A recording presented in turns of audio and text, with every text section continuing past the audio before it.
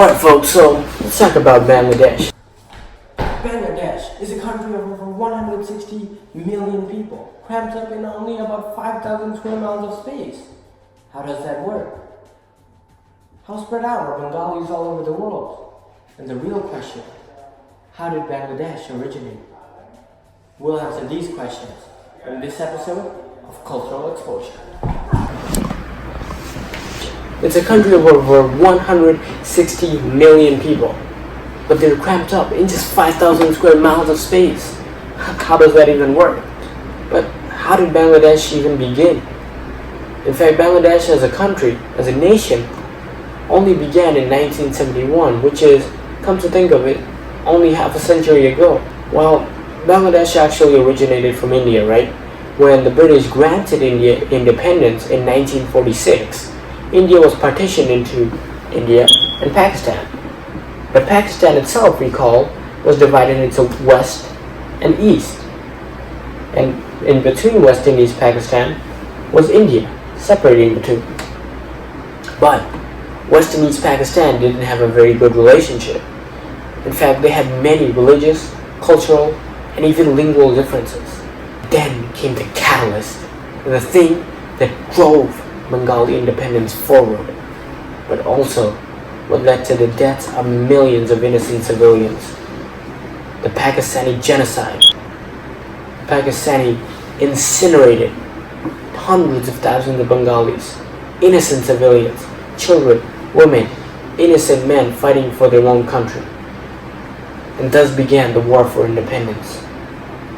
Thus began a bloody war that lasted for years until finally, in December of 1971, when India decided to eject the Pakistani forces out of Bangladesh. And then we had an independent state. Alright guys, so I'm here to do a cultural interview of the Bengali culture by interviewing my parents. So let's pan over to them. Nice camera stand. Yeah, it is. So as you guys know, this is Mr. Bari. This is my mom, and this is my famous little brother. So we're gonna start our cultural interview by doing a very basic question. What do you consider to be the best holiday? Eid al-Fitr and Eid al-Adha, especially Eid al-Fitr. You can explain what is Eid al-Fitr? What is Eid al-Fitr? Eid al-Fitr is fasting from dawn to dusk. People do it, especially Muslim, devoted Muslim, do it to make Allah happy, showing it to Allah that they are ready to do bigger sacrifice like not eating, not drinking, nothing from dawn to dusk. It's not easy. We just had my wife kept all, restrained herself all for 30 days. So it wasn't easy. And I had to do it here. Yeah, I actually did 2 fastings myself, which is a considerable milestone. So let's move on to the next question. Yes. I think the best Bengali holiday is Eid. Oh yeah, that's what it is. Okay, so let's start off with the most important question, which is: have you had any difficulties when you came to America with adjusting to American food, culture, and any other parts? Yes, of course. So it was 2000, March 9. I still remember the day because that was the day I came to United States from Bangladesh. I was in the plane sitting next to an American. So I was very careless, especially when it comes to eat food. So I was carelessly eating my food. I was carelessly eating my food using my hand, my right hand. So the man sitting next to me was started looking at me. I had no idea why a young man, is supposed to keep looking at me. At one point, I said to myself, I said, well, I'm not a beautiful girl. I'm just like a man, like him. Why a man at my age why a man just like me is supposed to keep looking at me? And I thought he at one point I thought he was gay, so I felt very uncomfortable.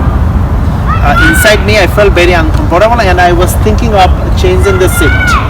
Okay, I was thinking of changing the seat. So I was trying to find an opportunity to stop a plane crew to ask him or her to change the seat. Meanwhile, the dinner time came along. So dinner was served.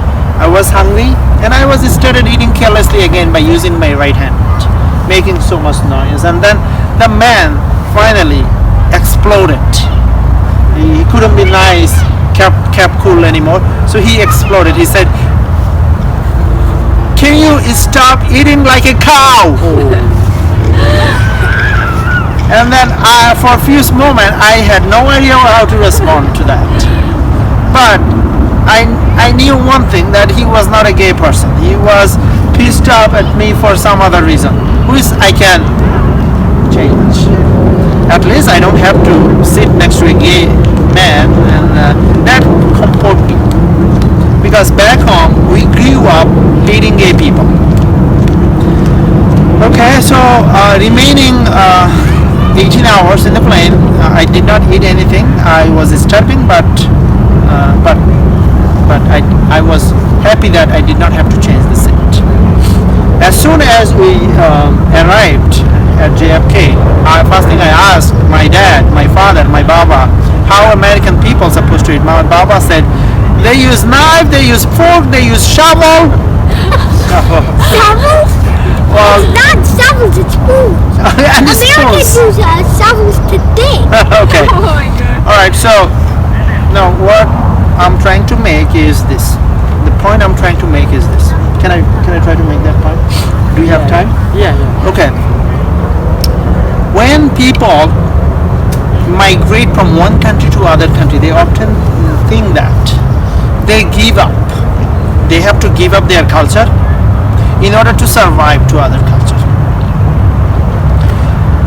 That's not the case all the time. When what was his name? Mr. Motin? Omar Mateen. Mr. Omar Motin went to a gay club in Florida.